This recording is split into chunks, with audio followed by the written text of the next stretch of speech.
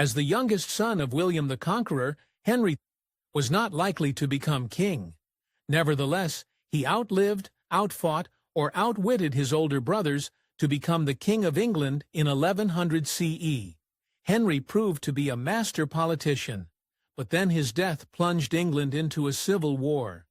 King Henry had an utterly disgusting habit that his doctors begged him to quit, but he refused, and it ultimately ended up causing his brutal demise. Henry's early years were steeped in education rather than politics. His mother, Matilda, had grand plans for her youngest, envisioning a life of learning and possibly the clergy. Under the guidance of Osmond, the Bishop of Salisbury, Henry mastered Latin and the liberal arts. His intellect earned him the name Buchler, meaning good scholar. However, despite his mother's hopes, Henry had little interest in priesthood. Fate had other plans for the young scholar. When Henry was just 6 years old, tragedy struck in the family. His older brother Richard died in a hunting accident. But the real hardship came in 1097, when their father, William the Conqueror, passed away. William's death triggered a volatile division of his empire. The eldest, Robert, inherited Normandy. The third son, William Rufus, claimed England.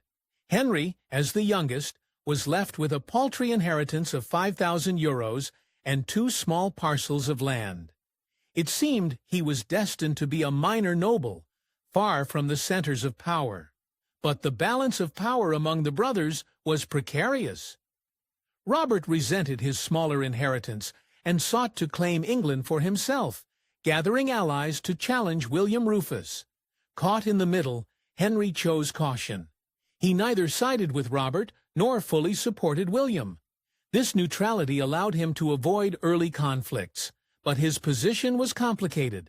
His wealth was in Normandy, while his lands were in England.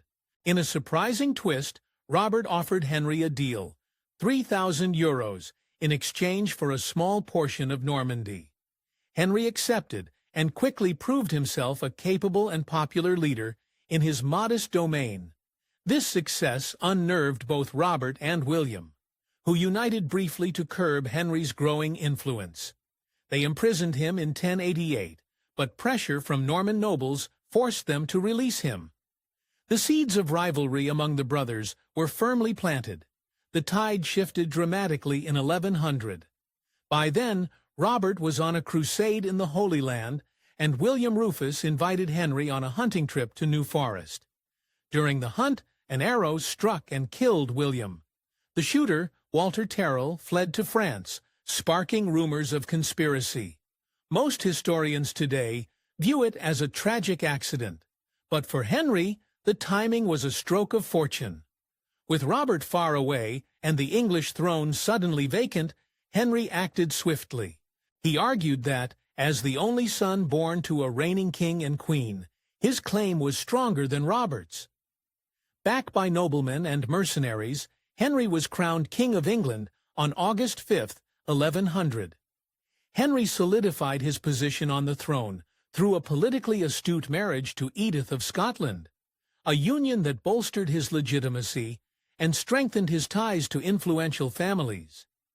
Edith, a well-educated woman with royal and saintly connections, brought significant prestige to Henry's reign. Her father, King Malcolm III of Scotland, and her mother, Saint Margaret of Wessex, linked her to both ancient Anglo-Saxon line and the emerging Christian sanctity that resonated deeply across Europe. Upon her coronation, Edith adopted the Norman name Matilda, perhaps as a gesture to align herself with Henry's lineage and to honor his mother, Matilda of Flanders. Together, Henry and Matilda had 2 legitimate children, Matilda and William, ensuring a recognized line of succession and a hope for the continuity of the Norman dynasty. Matilda would later play a pivotal role in the succession crisis after Henry's death, while William's untimely demise in the White Ship tragedy would plunge the realm into turmoil. Despite this union, Henry's marital loyalty was highly questionable. Renowned for his many affairs, he fathered over 24 legitimate children, more than any English king before or since. establishing a reputation as both a politically astute ruler and a deeply personal contradiction. In 1101, Robert returned from the Crusades to find his younger brother ruling England. Furious, he invaded with a sizable army. Yet Henry, ever the politician, negotiated peace. In exchange for Normandy, Henry granted Robert an annual income and promised that if he died, Robert would inherit England. The truce was fragile. 4 years later, Henry launched an invasion of Normandy, defeating Robert decisively at the Battle of Tinspray. Robert spent the rest of his life in prison, while Henry consolidated his rule over both England and Normandy. Even in victory, challenges persisted. Robert's son, William, twice attempted to reclaim Normandy, but Henry crushed both rebellions. Meanwhile, his extensive military campaign strained England's finances.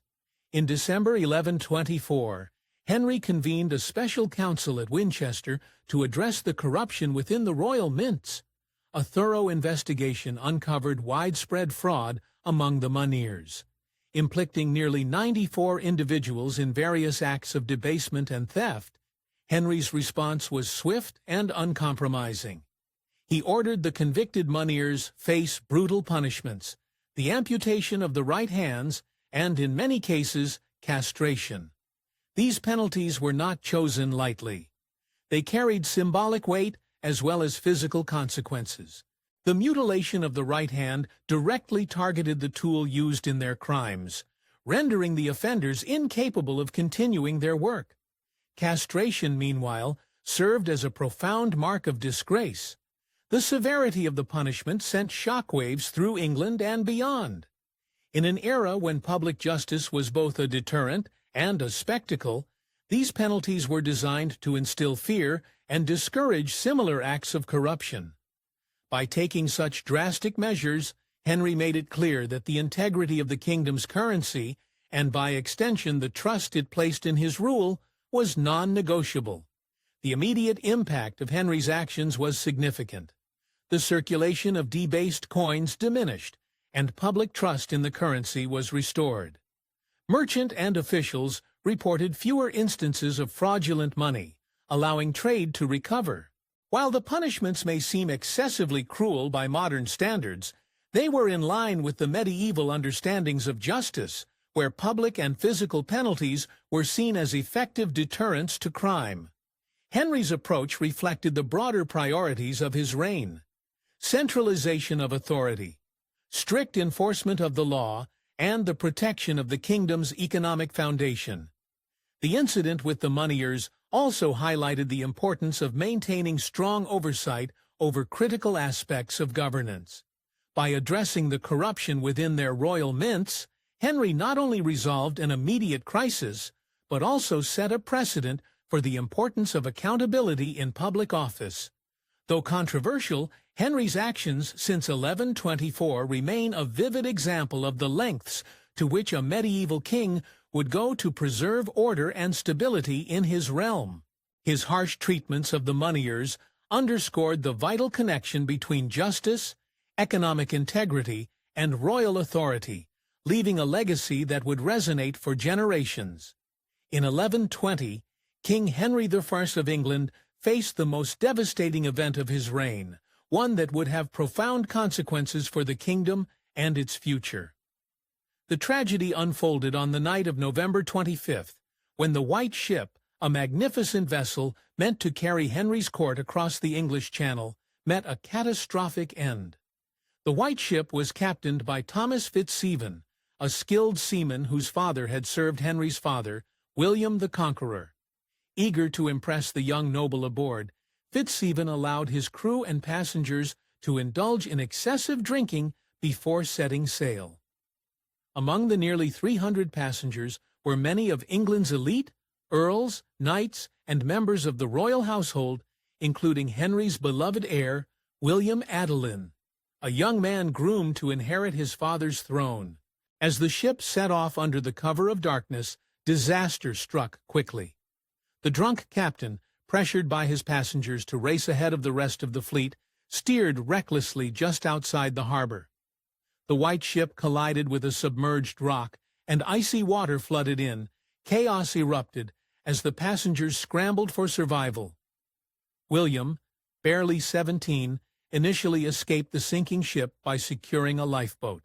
However, upon hearing the desperate cries of his half-sister, Matilda Fitzroy, he ordered the boat to turn back, and in a heroic but fateful attempt to save her. Tragically, the lifeboat was overwhelmed by panicking survivors trying to climb aboard. It capsized, plunging William and everyone with him into the freezing water. Out of the hundreds aboard, only one man survived, a butcher named Rouen, who clung to a piece of wreckage until he was rescued the following day. The loss of William, Henry's only legitimate son and heir, plunged the king into inconsolable grief. He reportedly never smiled again. More critically, the disaster left England and Normandy without a clear successor. Henry's only other legitimate child, Matilda, was a woman, a fact that, in the male-dominated feudal society at the time, would lead to intense resistance from the nobility.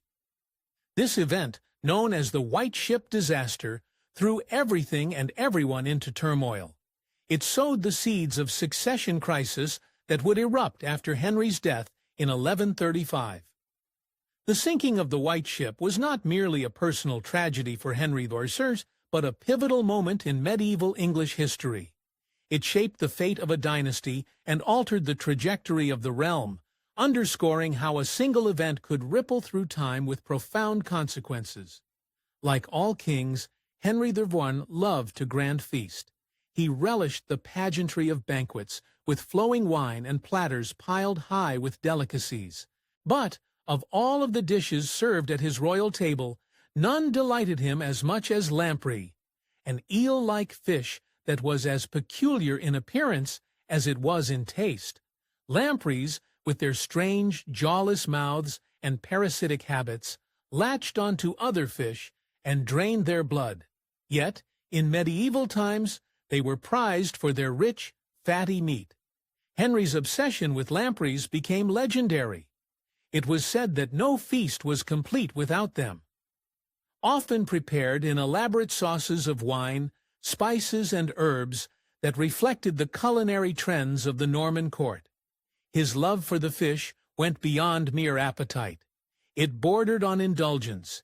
He demanded lampreys whether he dined in great castle halls or while traveling across the vast domains.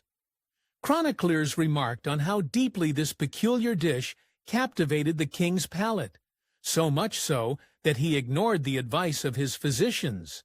The court doctors, ever mindful of the king's health, were not blind to the risks. Free meat, rich and oily, was known to be heavy on the stomach and unsuitable for frequent consumption, especially for a man in his later years.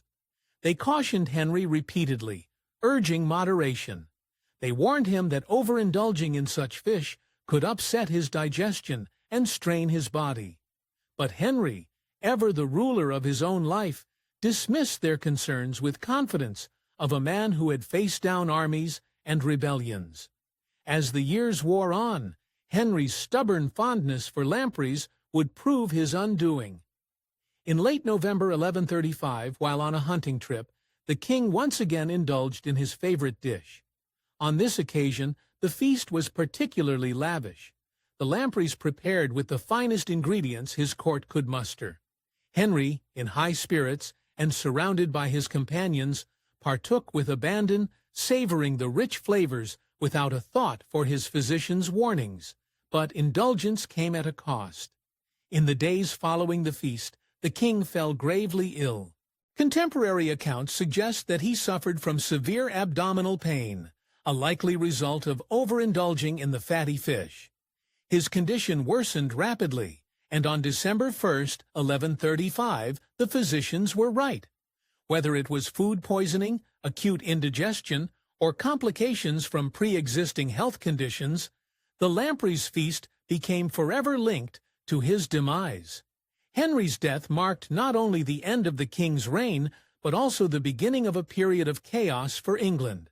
With his only legitimate male heir, William Adelin, lost in the tragic sinking of the White ships years earlier, the question of succession plunged the realm into a civil war known as the Anarchy.